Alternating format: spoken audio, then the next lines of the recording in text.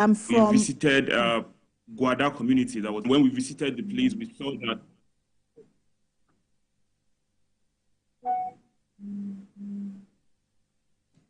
Lupe, if you're still there, just continue. We can hear you. Okay, we visited Guada community that was attacked. We saw that these villages are deep-seated in the vast ungoverned spaces of Kaduna State. It's quite a very distressing situation.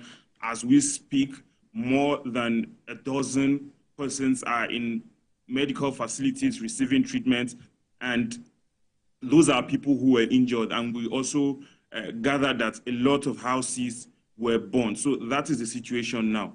The government has ordered the State Emergency Management Agency to take relief materials to these communities.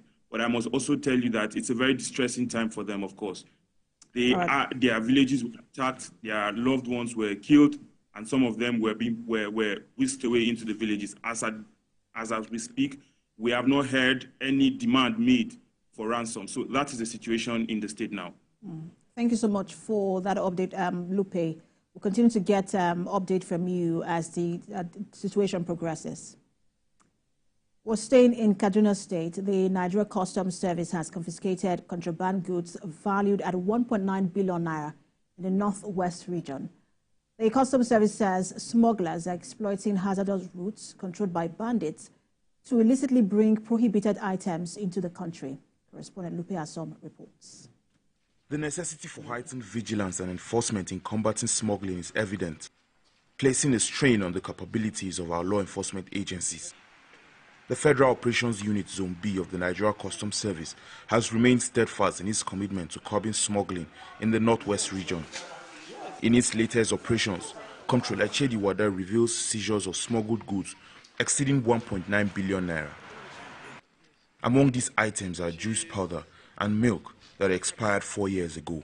The total duty paid value of the seizures made within the period under review is 1,175,657,865 naira 96 kobo.